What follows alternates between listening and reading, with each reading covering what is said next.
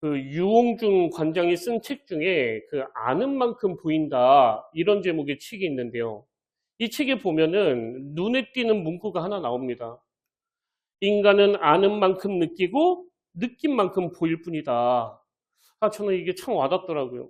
인간은 아는 만큼 느끼고 느낀 만큼 보일 뿐이다. 이 말이 왜 와닿는가 하면 제가 오래전에 그 미술을 전공하신 목사님하고 그 서울에 있는 국립중앙박물관에 간 적이 있는데요. 뭐 가보신 분은 아시겠지만 거기가 우리나라에서 규모가 제일 큰 그 박물관이잖아요. 같이 다니면서 그 작품들을 하나하나 쭉 보는데 이분은 그 미술을 전공하신 분이니까요.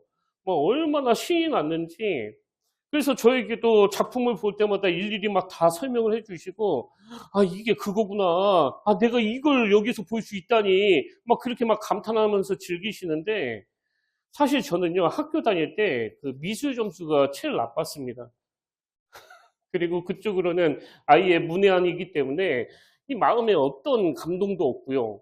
이거 내가 달력에서 본 건데 뭐 이런 생각밖에 안 들고 그냥 뭐 다리만 아프더라고요.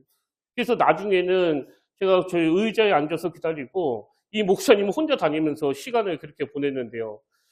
그날 그분은 왜 그렇게 신이 나서 막 헤집고 다니는 반응을 보였고 저는 그냥 막 다리만 아프고 이거 내가 달력에서 봤는데 이런 생각밖에는 못하는 거 아니까 유홍준 관장이 쓴 이 한마디요.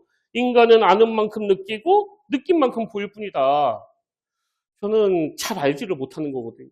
이게 어떤 작품인지 어떤 유래가 있는지 그리고 여기에 어떤 의미가 있는지 하나도 모르다 보니까 뭐 마음에 어떤 감동도 없고 그냥 여러 그림 중에 그 하나로밖에 안 보이는 거거든요. 그래서 아는 만큼 보인다.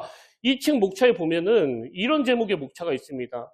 사랑하면 알게 된다. 그리고 비슷한 명언 중에도 사랑하면 알게 되고 알면 보이나니 그때 보이는 것은 전과 같지 않으리라. 저는 이게 우리 영적인 세계하고 너무 부합되는 교훈인 것 같거든요. 우리가 안 믿는 분들을 그 전도하다가 보면 그 제일 난감한 게 하나님을 좀 보여달라. 그럼 내가 볼 수 있게. 그래. 그러면 나 믿겠다고 그러는데 뭐 그게 참 난감한 거 아닙니까? 여기에 답이 다 있는 거거든요.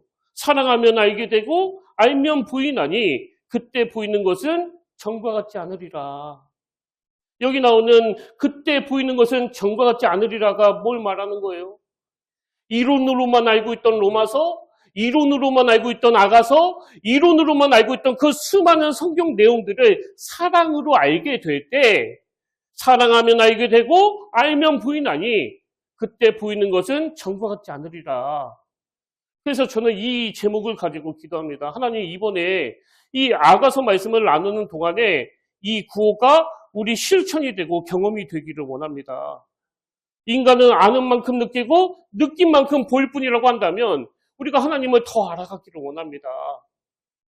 그래서 그런 영적인 지식이 느낌을 가져다 주고 우리가 그 느낌만큼 보게 되는 이건 뭐 예배 때도 마찬가지거든요. 주일날을 보면은 어떤 분들은 이 예배 한번 드리려고 그 먼 거리로 오시는데 뭐 우리 교회도 계셨잖아요. 그 이른 아침부터 그 1시간이 넘는 그 거리로 오셔서 그렇게 예배 드리는 분도 계시고 또 예배 1시간 전부터 오셔서 막 기도를 준비하신 분도 계시지 않습니까? 그런가 하면 제가 예전 교회에서 그 2부 예배 때 그 사진을 찍는 일을 했었는데요. 가끔씩 보면 정말 불가사의한 분이 계세요. 뭐 설교 끝날 때 들어오신 분도 계시고요. 정말 이해가 안 되는 건 축도 직전에 오신 분도 계시더라고요. 왜 오시는지 모르겠는데. 그러니까 교회 안에는 예배 시작 전부터 오늘 예배에 정말 은혜 받기를 사모하는 그런 분들과 설교 뭐 다 끝날 무렵에 와서 쓱 눈도장 찍고 가는 분들이 있는데 그건 왜 그런가 하니까 아까 그 책이 나오는 문장 그대로예요. 인간은 아는 만큼 느끼고 느낀 만큼 보이기 때문이거든요. 그래서 이번에 우리 목표가요. 이 아가서에 대한 그 새로운 지식 하나 알아가는 거 여기에서 그치면 안 됩니다.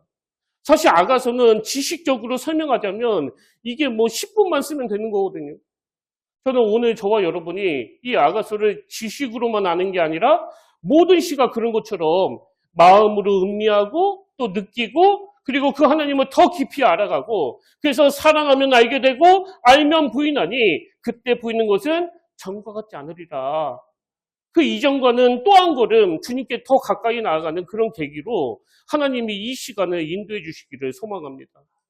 그래서 오늘부터 이 아가서에 대해서 살펴보려고 하는데요. 아가서는 크게 그 세 단계로 구성이 되어 있습니다. 첫 번째 단계는 아가서 1장 1절부터 3장 5절까지인데요. 이 단계는 결혼 이전의 남녀 간의 그 사랑 이야기. 그래서 결혼 이전을 회상하는 형식으로 그 첫 번째 단계가 그렇게 묘사되고 있고요.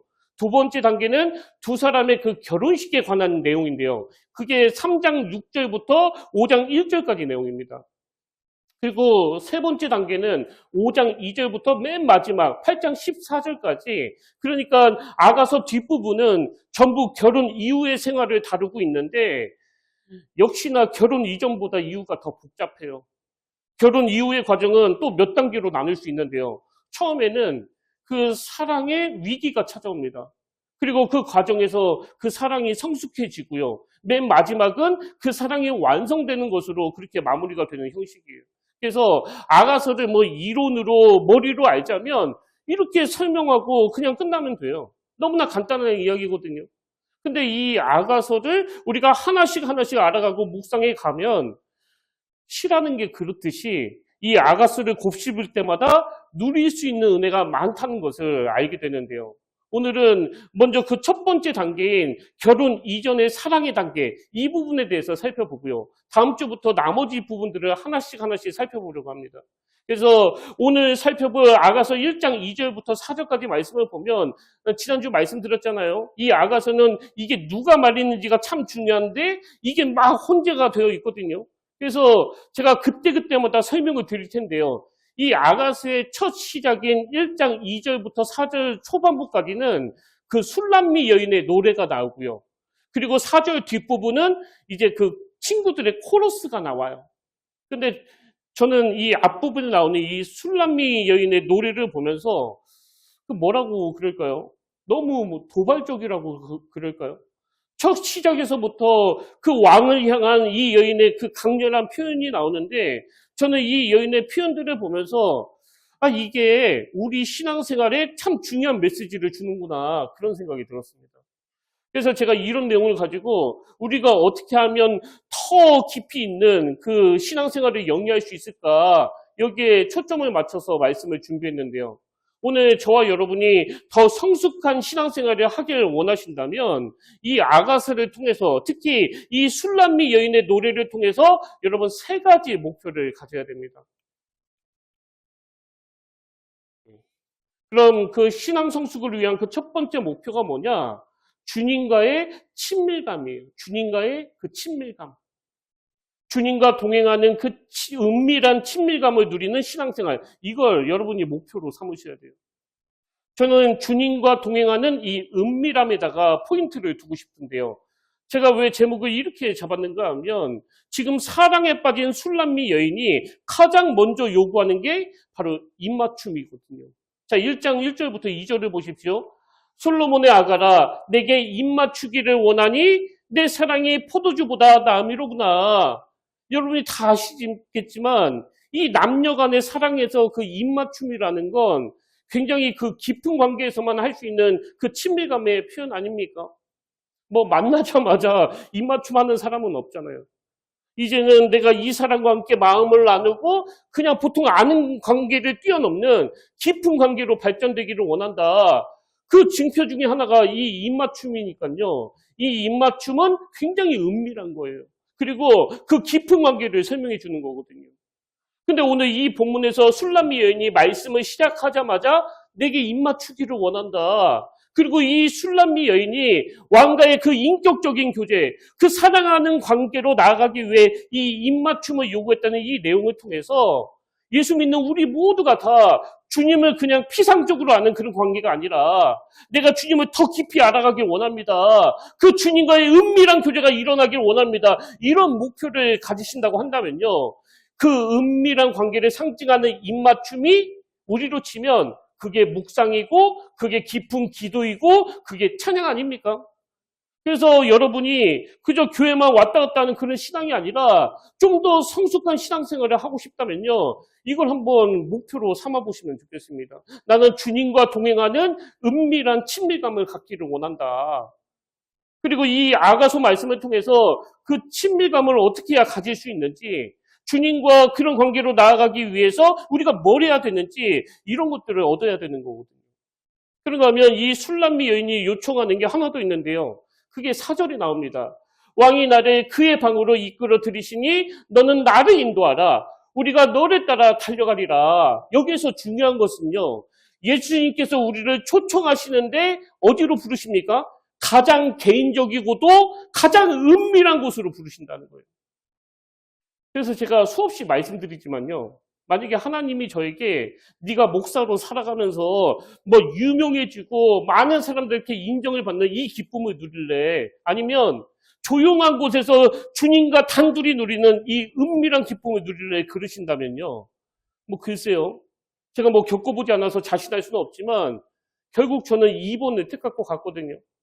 왜냐하면 저에게 그런 교제 시간이 있었기 때문에 제가 지금 여기까지 올 수 있었던 거거든요. 그리고 그 조용한 곳에서 주님과 함께 나누는 이 은밀한 기쁨, 그건 뭐 아무도 모르는 거 아닙니까? 저만 아는 기쁨이거든요. 저는 이게 지금 술람미 여인이 요구하는 그 영적인 입맞춤이라고 생각해요. 주님과 저만 아는 아픔, 눈물, 상처, 그리고 주님과 저 사이에만 흐르는 이 뜨거운 기쁨은 아무도 없는 곳에서 이루어지는 거거든요. 여러분, 신앙생활의 묘미는요, 다른 게 아니에요. 오늘처럼 이렇게 다 모여가지고 같이 찬양하고 같이 말씀 듣고 같이 뭐 밥도 먹고 이런 그 기쁨도 크지만 더 깊은 단계의 기쁨은 은밀한 기쁨이에요. 그리고 그 은밀한 기쁨을 누리는 게 바로 신앙생활의 묘미거든요. 그래서 제가 한 번씩 인용하는 그 찬양 다 아시잖아요. 저 장미꽃 위에 있을 아직 맺혀 있는 그때에 귀에는 이 소리 들리니 주 음성 분명하다. 주님 나와 동행을 하면서 나를 친구 삼으셨네. 우리 서로 받은 그 기쁨은 알 사람이 없도다. 왜 알 사람이 없냐고요? 주님과 은밀히 교제했거든요. 왜 제 아내도 모르냐고요? 가장 개인적이고도 가장 은밀한 곳에서 이루어졌거든요. 저는 오늘 여러분이 이렇게 교회 나와서 함께 찬양하고 함께 기쁨을 누리는 이 모습도 너무 귀하고 아름답지만요. 이 아가서 말씀을 통해서 주님을 더 깊이 알아가는 기쁨, 주님과 은밀한 교제를 누리는 기쁨, 이 기쁨이 저와 여러분에게 새로운 목표가 되기를 바랍니다. 그래서 요한복음 15장에 보면 예수님께서 제자들에게 이런 말씀을 하세요. 요한복음 15장 15절. 이제부터는 너희를 종이라 하지 아니하리니 종은 주인이 하는 것을 알지 못함이라. 그 다음에 너희를 친구라 하였노니 내가 내 아버지께 들은 것을 다 너희에게 알게 하였음이라. 이게 참 파격적인 말씀 아닙니까? 예수님께서 제자들에게 이제부터 너희는 종이 아니다. 친구다. 여러분, 지금 주님이 규정하시는 종은요, 주인이 하는 걸 알지도 못할 뿐더러 그냥 시키는 대로 하는 존재예요. 근데 친구는 그런 게 아니잖아요. 서로 나누고 서로 교제하는 게 바로 친구 사이거든요. 저는 오늘 저와 여러분이 종으로 사는 인생이 아니라 예수님의 친구로 살아가는 이런 파격적인 은혜를 누리게 되시기를 바랍니다. 이런 관점으로 보면 출애굽기에서 모세는요, 뭐 수시로 산으로 올라가요. 출애굽기 23장 13절, 모세가 그의 부하 여호수아와 함께 일어나 모세가 하나님의 산으로 올라가며, 또 출애굽기 24장 15절, 모세가 산에 오르매 구름이 산을 가리며, 또 출애굽기 24장 18절, 모세는 구름 속으로 들어가서 산 위에 올랐으며, 뭐 처음 예수 믿는 분들은 이런 내용들을 보면 모세가 뭐 등산을 굉장히 좋아했나 보다. 그래, 건강에는 등산이 최고지. 뭐 그렇게 생각하실 수도 있지만 그건 오해예요. 모세가 이렇게 빈번하게 산을 오른 이유를 출애굽기 24장 16절에서 명확히 이렇게 설명합니다. 여호와의 영광이 신의 산에 위에 머무르고 구름이 엿새 동안 산을 가리더니 일곱째 날에 여호와께서 구름 가운데서 모세를 부르시니라. 왜 모세가 산을 그렇게 빈번하게 찾아가는지 아시겠죠? 하나님과의 그 은밀한 교제를 하기 위해서요. 이런 모세다 보니까 출애굽기 33장 11절 사람이 자기 친구와 이야기한 같이 사람이 자기 친구와 이야기한 같이 여호와께서는 모세와 얼굴을 마주하며 말씀하시며 이건 참 부러운 대목 아닙니까? 주님과의 소통이 얼마나 잘 일어났으면 사람이 자기 친구와 이야기한 같이 어떤 사람은 하나님을 두려움의 대상으로 대면해요.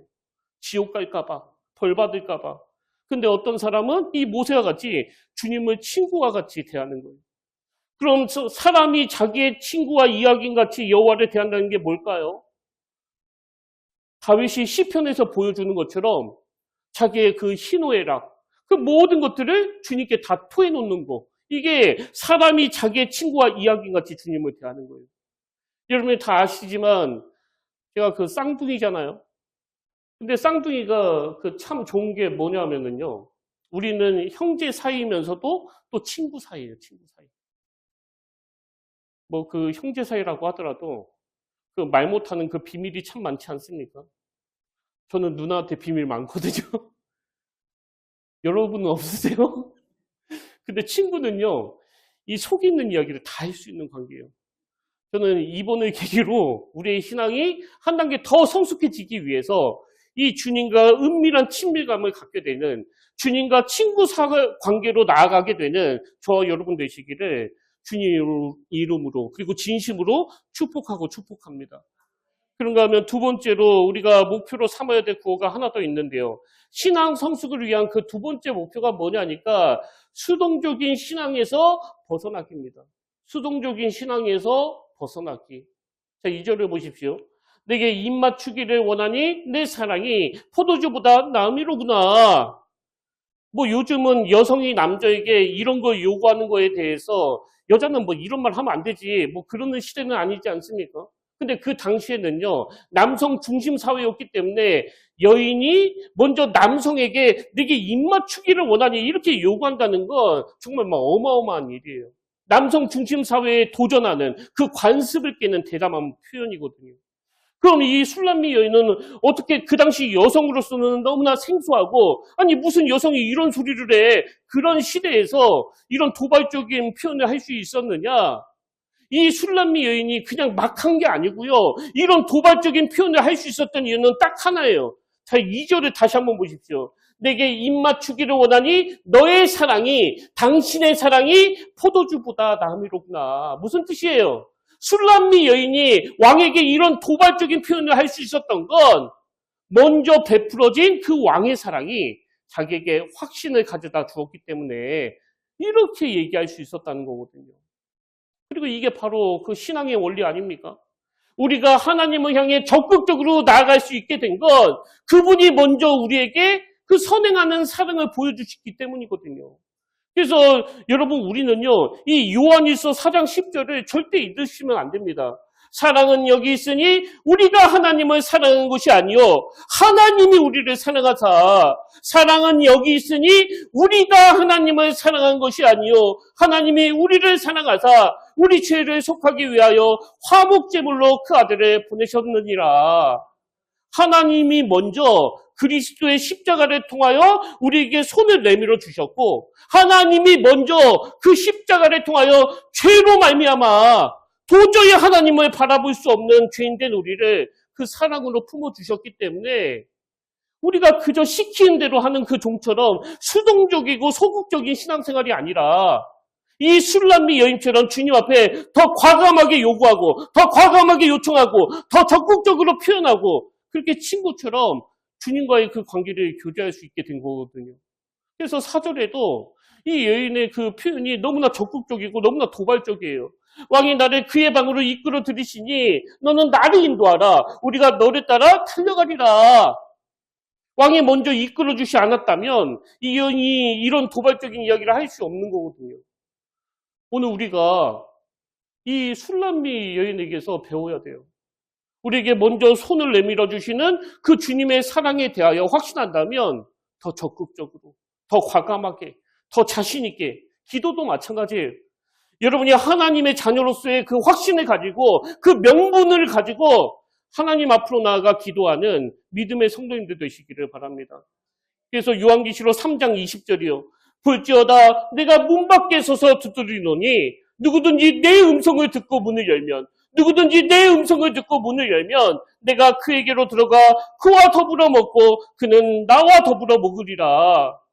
그 주님의 문 두드리심에 적극적으로 반응해서 우리 마음 문을 열어야, 그래야 주님이 말씀하시는 내가 그에게로 들어가 그와 더불어 먹고 그는 나와 더불어 먹으리라, 이 놀라운 잔치에 우리가 참여할 수 있는 거거든요.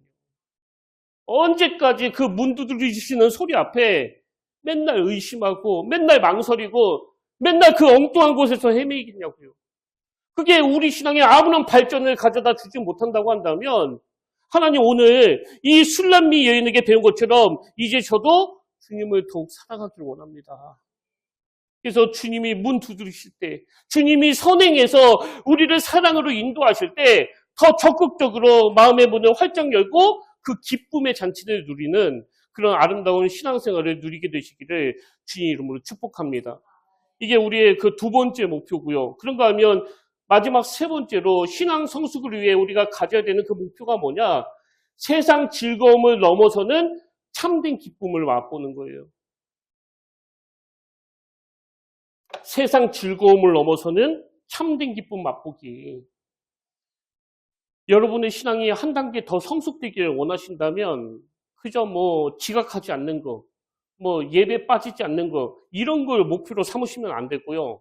이제 우리는 좀 더 높은 차원의 기쁨을 맛보는 거, 이게 우리의 목표가 돼야 돼요. 자, 2절을 다시 보십시오. 술람미 여인이 이렇게 노래합니다. 내게 입맞추기를 원하니 내 사랑이 포도주보다 나음이로구나. 아까 말씀드렸던 것처럼 이 입맞춤의 동기는 바로 왕이 베풀어 주시는 그 사랑에서 출발하는데요. 여기 보니까 당신의 사랑이 이 포도주보다 나음이로구나. 지금 그 사랑을 그 포도주하고 비교하고 있지 않습니까? 여기에는 이유가 있는데요. 성경에서 포도주는 풍요를 상징하고 기쁨을 상징하고 그 즐거움을 상징하는 거예요. 그래서 지금 술람미 여인이 솔로몬의 사랑이 이 포도주보다 낫다 이렇게 표현하는 건 솔로몬의 사랑이 세상이 주는 어떤 기쁨이나 어떤 즐거움과도 비교할 수 없는 가장 완전하고 가장 궁극적인 기쁨이라는 걸 강조하는 표현이에요. 이건 영적으로 또 마찬가지거든요. 포도주로 상징되는 이 세상적인 기쁨과 즐거움은요, 순간적인 만족은 줄 수 있지만 근본적인 공허감은 채워주지 못합니다. 지난주에 말씀드렸잖아요. 중독이 왜 위험합니까? 그건 잠시 만족을 주다가 더 큰 공허감으로 몰고 가기 때문이거든요. 그래서 우리의 목표는요, 세상의 기쁨을 상징하는 그 포도주가 아니에요. 주님이 나의 기쁨이 되길 원합니다. 그리고 그것이 뭔지를 이론으로서가 아니라 내가 정말 맛보 알기를 원합니다. 그래서 시편 16편 11절을 세 번역으로 보니까 주님께서 몸소 생명의 길을 나에게 보여주시니 주님을 모시고 사는 삶에 기쁨이 넘칩니다. 주님을 모시고 사는 삶에 기쁨이 넘칩니다. 주님께서 내 오른쪽에 계시니 이 큰 즐거움이 영원토록 이어질 것입니다. 저는 이번 여름이 시작되기 전부터 아침에 일어나서 잠자리에 들기까지 계속 그 전도서와 이 아가서를 붙들고 정말 간절한 마음으로 말씀을 준비했는데요. 왜 그런가 하니까 제 목표는 딱 한 가지예요. 저는 우리 교회 모든 성도님들이 단 한 번이라도, 정말 단 한 번이라도 이 시편 16편 11절 말씀을 맛보기를 원하거든요. 그래서 세상의 기쁨을 상징하는 포도주, 그 자극적인 거, 화려한 거, 쾌락적인 거, 중독적인 거, 그 잠깐 즐거움을 주다가 더 큰 고통을 가져다주는 그런 악하고 잘못된 사이비 기쁨이 아니라 주님과의 은밀한 교제 속에서만 누릴 수 있는 그 참된 기쁨을 누릴 수만 있다면 저는요, 진심으로 제가 할 수 있는 모든 걸 하고 싶은 심정이에요. 이걸 전해줄 수만 있다면. 근데 이 기쁨은 제가 인위적으로 줄 수 있는 게 아니지 않습니까? 그리고 뭐 교회 나온다고 또 예배 드린다고 누릴 수 있는 것도 아니잖아요.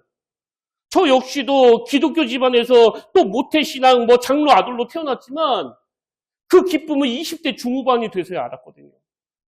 그래서 저는 본문 4절 후반부에 나오는 이 친구들의 함성, 이 친구들의 코러스, 이게 참 중요하다고 생각하는데, 자, 이 친구들의 코러스를 한번 보십시오.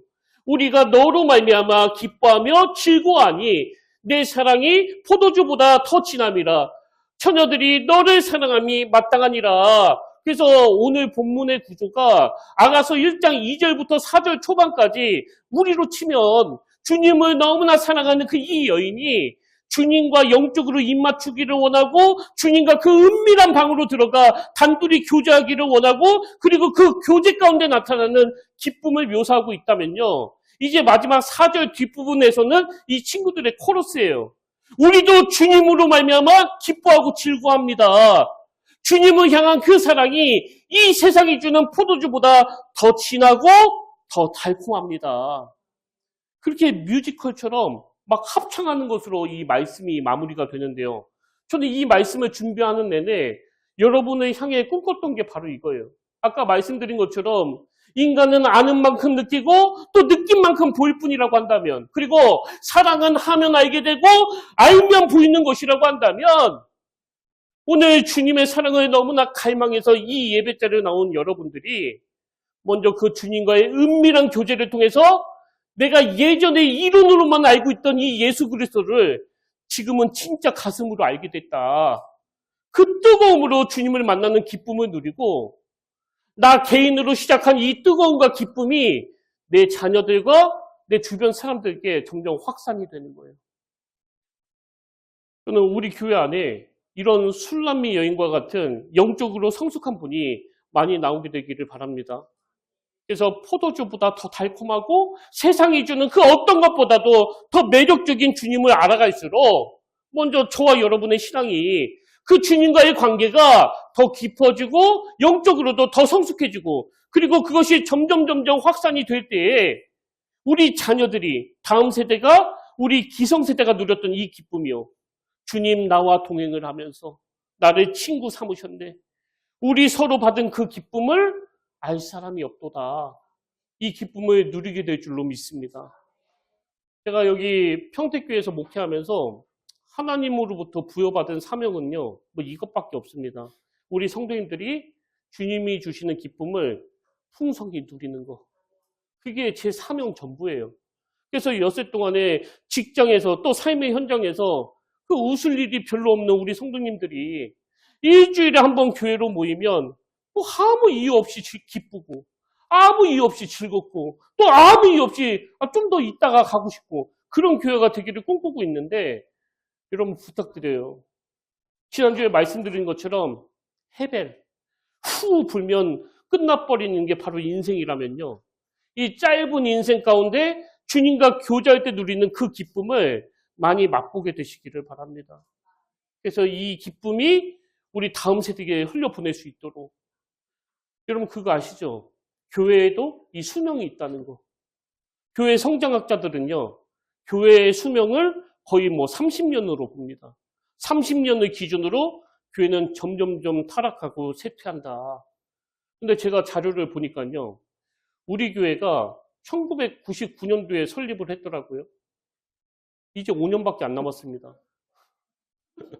내버려 두면 쇠퇴하고 내버려 두면 기우는 게 학자들의 견해라면 이번에 이 아가서 말씀을 나누는 동안에 기성세대인 우리가 함께 마음을 모아서 하나님 제가 영적으로 술람미 여인이 되기를 원합니다.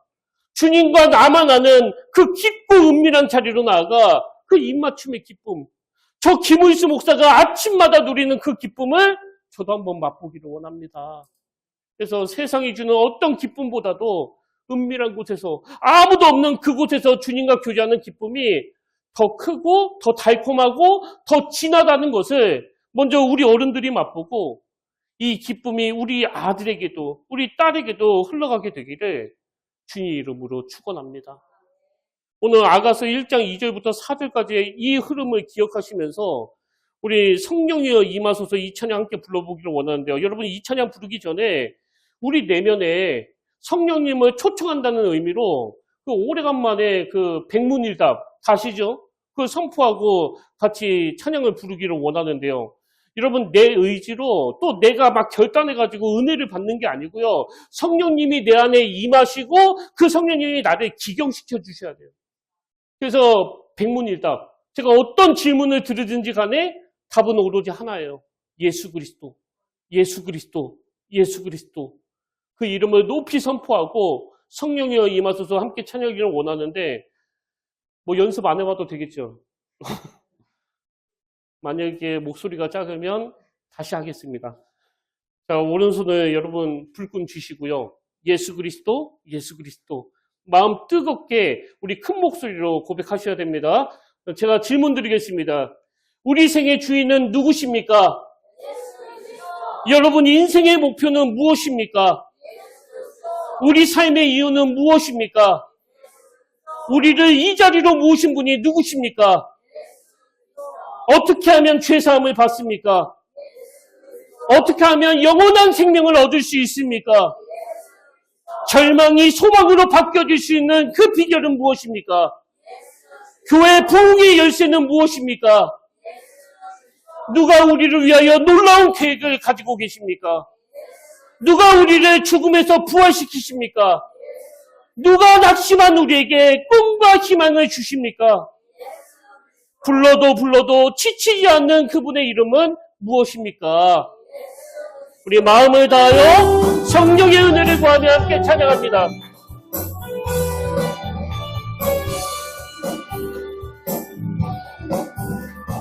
성령이여 임하소서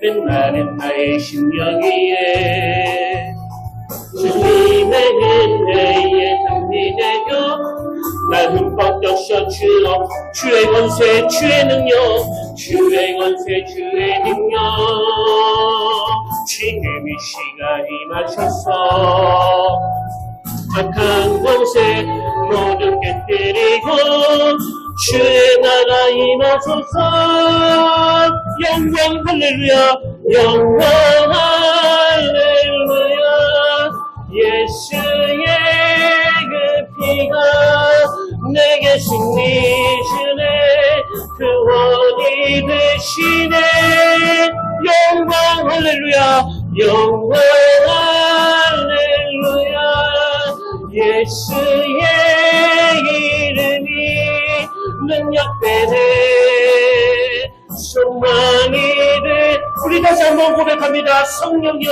임하소서 성령이여 임하소서 어디에 임합니까? 메마른 나의 심령 위에 주님의 은혜에 담비 내려 나 흠뻑 적셔 주어 주의 권세 주의 능력 주의 권세 주의 능력 지금 이 시간 임하셔서 악한 권세 모두 깨뜨리고 주님 나라 임하소서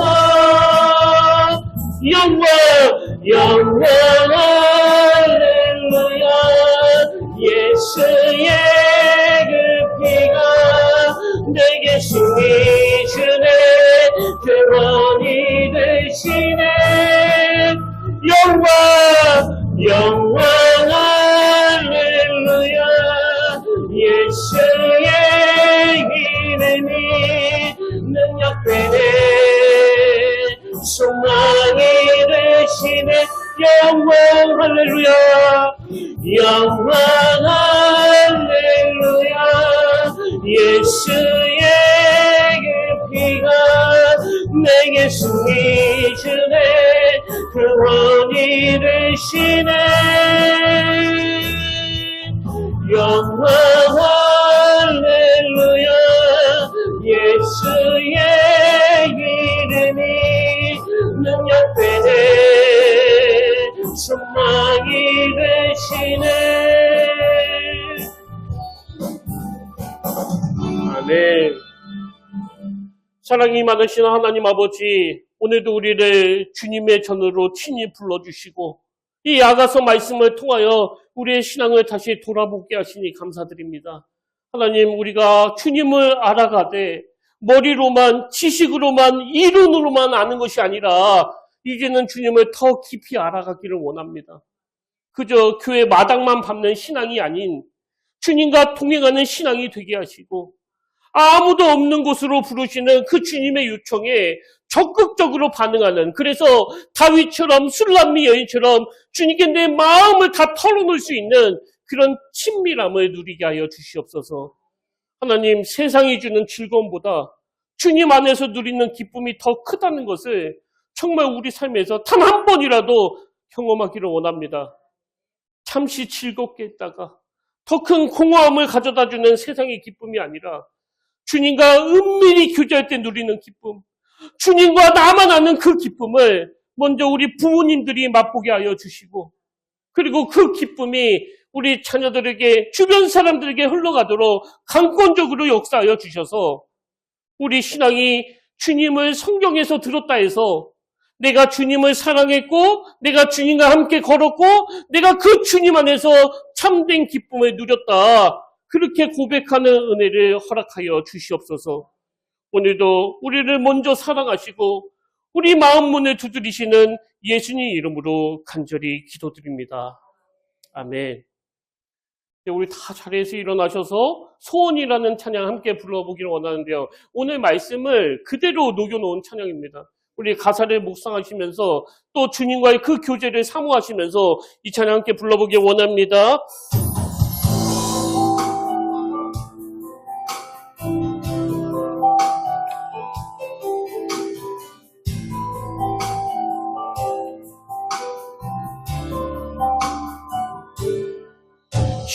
내가 주의 찬양에 사모합니다. 오직 주의 임재를 갈망합니다.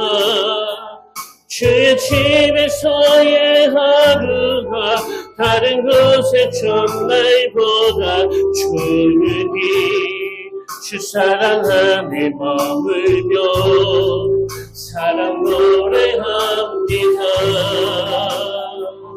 주님, 내가 주의 장막을 사모합니다. 주님, 내가 주의 장막을 사모합니다. 오직 주의 임재를 갈망합니다. 주의 집에서의 하루가 다른 곳의 첫날보다 좋으니 주 사랑함에 머물며 사랑 노래합니다. 나의 평생에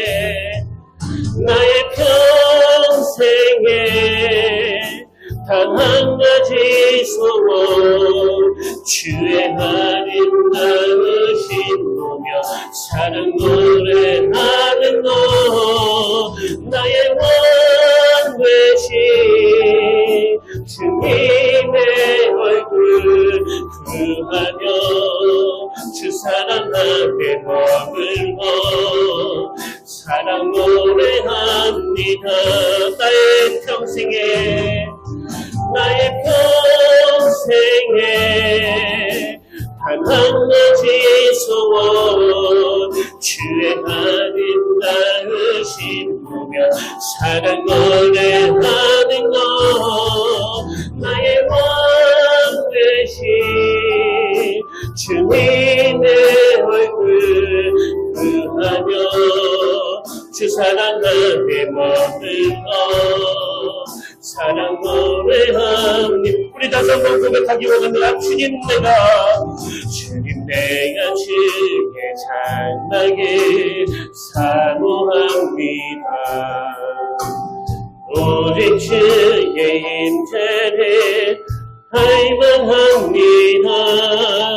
주의 집에서의 하루가 다른 곳의 첫날보다 좋으니 주 사랑함에 머물며 사랑 노래합니다. 주님과의 교제를 꿈꾸면서 우리 다시 한번 주님, 내가 주의 장막을, 주님, 내가 주의 장막을 사모합니다. 오직 주의 임재를 갈망합니다. 주의 집에서의 하루가 다른 곳에 정말보다 좋으니 주 사랑 안에 머물며 사랑 노래합니다. 나의 평생에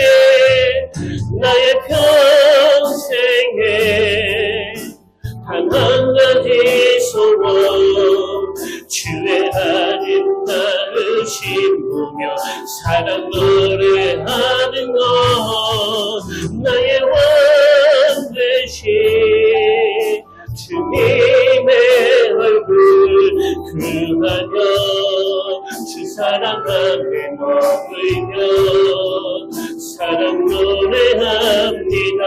나의 평생에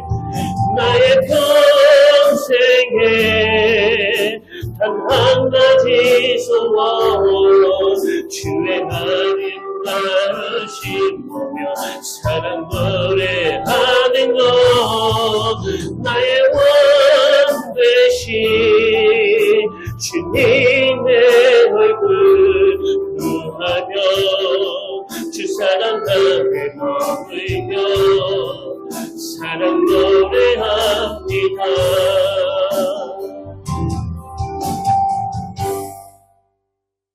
아멘. 주님께서 몸소 생명의 길을 나에게 보여주시니 주님을 모시고 사는 삶에 기쁨이 넘칩니다. 주님께서 내 오른쪽에 계시니 이 큰 즐거움이 영원토록 이어질 것입니다. 하나님, 이번 한 주간 우리 모두가 그 조용한 곳에서 주님과 친밀한 교제를 갖기를 원합니다. 주님과 나만 아는 그 아름다운 추억을 만들어 가기를 원합니다. 그 주님의 선행하시는 사랑으로 우리 내면에 깊은 내공이 쌓여지는 그 은혜를 누리게 도와주시고 세상의 포도주가 아닌 영혼을 사모하고 영혼을 바라보고 영혼이 가치 있는 것을 꿈꾸면서 일상 가운데 주님과 교제함이 얼마나 큰 기쁨인지를 맛보는 믿음의 자녀들이 되도록 인도하여 주시옵소서. 이제는 우리 주 예수 그리스도의 은혜와 하나님 아버지의 다함없는 사랑과 성령님의 감동, 감화, 위로, 교통, 그 충만하심의 역사가 오늘 주님의 사랑에 묶인 바 되어서 그 사랑을 노래하고 그 사랑 안에 거하기로 결단하며 예비하는 모든 주의 자녀들 머리 위에 지금부터 영원토록 함께 하시기를 간절히 축원하옵나이다.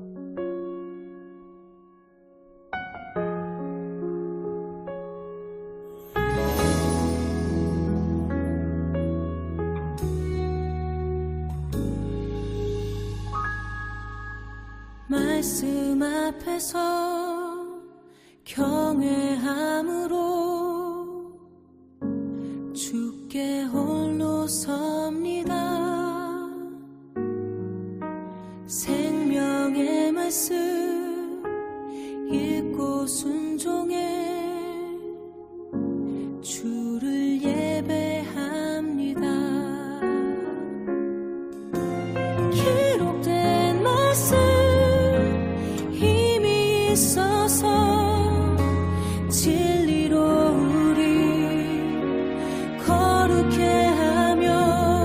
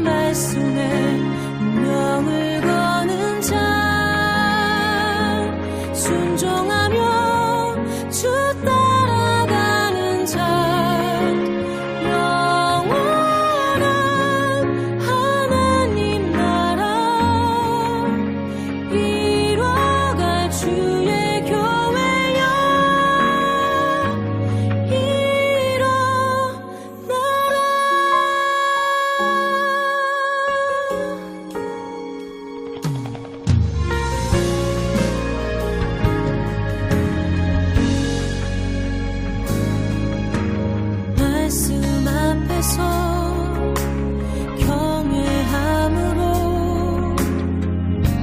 주께 홀로 섭니다.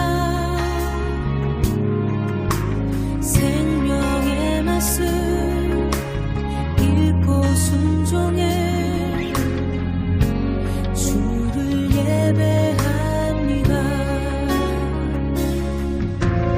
기록된 말씀 힘이 있어서 진리로 우리 거룩해 하며 거룩한 말씀 세세 영원히